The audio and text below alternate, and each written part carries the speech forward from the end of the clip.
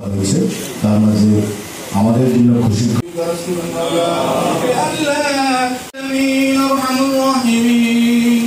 তারিখের পরে ছবি তোলার একটা প্রতিযোগিতা শুরু হয়ে গেছে। আমি অনুরোধ করবো যারা তারেক রহমানের নির্দেশনা দেখার জন্য মানার জন্য উনি স্পষ্ট করে বলে দিয়েছেন আমাদের কাছে চিঠির মাধ্যমে নতুন করে বিএনপিতে কোন লোক নেওয়া যাবে না। আপনারা যারা ছবি তুলে যারা শফিক সাহেবের সাথে ছবি তুলে আমাকে এনে দেখাবেন যে প্রফেসর শফিক সাহেব আমাকে নিয়েছে, আপনাকে নিতেই হবে। দয়া করে এরকম মন মানসিকতা নিয়ে বিএনপিতে আপনারা আসবেন না দয়া করে। 4 তারিখে পূর্বে যারা বিএনপির নেতা কর্মীদেরকে টিটকারি মেরেছেন, ভয় দেখিয়েছেন, ব্যবসা বাণিজ্য নিয়ে গেছেন, 5 তারিখের পরে আমাদের দলের অনেক নেতৃবৃন্দদের খালাতো ভাই, মামাতো ভাই, বাসাতো ভাই, পাড়াতো ভাই সেজে ছবি তোলার হিড়িক পড়েছে। দয়া করে আমার পরীক্ষিত নেতৃবৃন্দদেরকে অনুরোধ রাখবো, বিএনপিতে লোকের অভাব নাই, এই সমস্ত ভাইদের নিয়ে ছবি নিয়ে আসেন। ছবি তো আমরা পাবই, যে ছবিটা এই কারণে ওঠানো হয়, সাথে সাথে গণমাধ্যম পোস্ট করা হয়। আবার আমার কষ্টের ভাইরা সাথে সাথে উল্লেখ করেন, কথাটি বলেন, যেই লাউ সেই কদু। ওহাবাগঞ্জ শফিক সাহেব আমজাদ সাহেবের পিছনে তো দেখি 17 বছর যাদেরকে হাতে পায়ে ধরে মিছিল বড় করার জন্য আনতে পারে নাই, তারাই দেখি সহি সালামতে দাঁড়িয়ে আছে। এই কাজটুকু আমরা করতেও চাই না, বিরক্ত হতে চাই না। দয়া করে এখন আমাদের কোন লোকের প্রয়োজন নাই। আপনারা শুনেছেন আমরা 6 তারিখে আমি নিজে আমার বাসায় এক চক্রান্ত হয়েছিল। সেই তথাকথিত উষান না উষণ তার কেনা আমাদের পাশের বাসায় আমাদেরকে জব্দ করার জন্য 2টি বোম 2টি চাকু রেখে উনি ঘোরাঘুরি করছেন। বিভিন্ন সোর্সের মাধ্যমে জেনে যারা এখন সেনাবাহিনীতে কাজ করছেন তারা আমাকে ফোন দিয়ে বললো অমুক নামে একজন টেরোর এলাকায় আছে, সহযোগিতা করতে হবে ধরে দেওয়ার জন্য। আল্লাহর রহমতে সেই সন্ত্রাসীকে আমি আমার লোকজন ধরে যুবদল ছাত্র দলের লোকজন যারা ছিল বাসায় তাকে থানায় সুপর্দ করা হয়েছে। আমার পরিচিত ভাইরা যদি এরকম কোন লোক নিয়ে আছেন, দয়া করে আমরা দায়িত্ব নিয়ে কথা বলছি, আপনাদের সহজে হবে তারিখ হবে নির্দেশনা পায়। আমার কথা শেষ করলাম। সরকারের পাপের পরিমাণ এত বৃদ্ধি হয়েছিল, যার পরিণামে আপনারা দেখেছেন ছাত্র জনতা অভ্যুত্থানের মাধ্যমে এই সরকার ক্ষমতাচ্যুত হয়েছে। এটা আল্লাহর রহমত বলা চলে। আমরা তো এত ভাবি নাই যে এর মধ্যেই তাদের এই পতন হবে। এত পাপ করেছে, এত নির্যাতন করছে, এত মানুষের অত্যাচার করেছে। বাংলাদেশ চাকরি করে এত জালে বাংলাদেশ চাকরি করে বিভিন্ন কথা নেতা কোনো হয় না। তারা বিবাহ হয়েছে, অনেকে গুম হয়েছে, লক্ষ লক্ষ কর্মীবৃন্দ মিথ্যা মামলা আসাম হয়ে তারা ঘুরে বেড়াচ্ছে।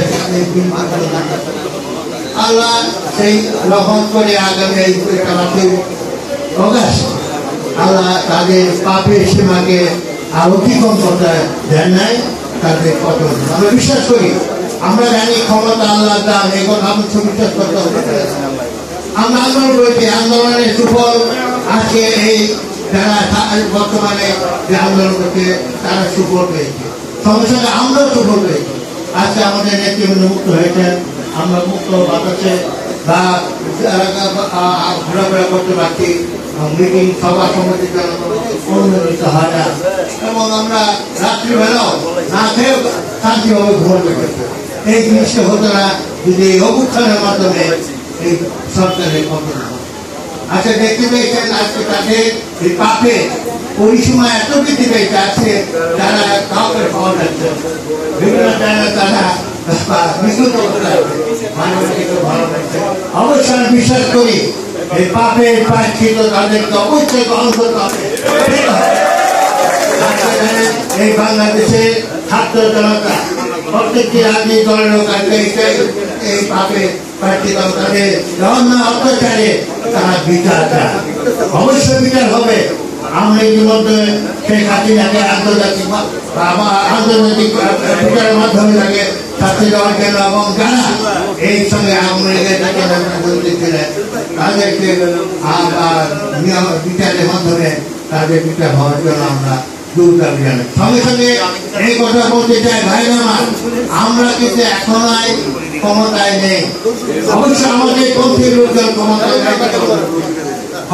দায়িত্ব অন্তর্বর্তীকালীন সরকার, এই সরকারকে অবশ্যই আমাদের সহযোগিতা করতে হবে দেশে শান্তি শৃঙ্খলা ফিরিয়ে আনার জন্য এবং যাতে অতি সত্ত্বর বাংলাদেশে আমাদের যে চাহিদা মানুষের যে ভোটের অধিকার তা প্রতিষ্ঠিত করার জন্য এই সরকারকে আমাদের সহযোগিতা করতে হবে। এই সরকার সহযোগিতা না করে হয়তোবা যে উদ্দেশ্য আমাদের আগামী একটা ভালো নির্বাচন করা এবং এই দেশে শান্তি ফিরিয়ে আনা হয়েছে, সেই নির্বাচনের জন্য প্রথম শর্ত দেশে আইন শৃঙ্খলা এবং শান্তি ফিরিয়ে আসতে হবে। তা না হলে এই যে অন্তর্বর্তীকালীন সরকার দীর্ঘায়িত করবে। সঙ্গে সঙ্গে আমরা বলছি আমরা অন্তর্বর্তী সরকারকে আমরা সহায়তা করবো, সহযোগিতা করবো, কিন্তু একটি সীমা পর্যন্ত। সীমার বাইরে গেলে যদি আমাদের মনে ধারণা হয় তারা ক্ষমতাকার যুগের তখন অবশ্যই আমাদের নেতৃবৃন্দ সিদ্ধান্ত নেবে। এই সিদ্ধান্ত অনুযায়ী আগামীতে আমরা যেভাবে এই দেশের ছাত্র জনতা নিজে আত্মবিসর্জন করেছেন, দুঃখ মেরে দিয়েছেন, আমরা আগামীতে হয়তো সেই সাধনে পরিণত হয়ে আমাদের কর্মীত সেই উদ্যোগ গ্রহণ করবে বলে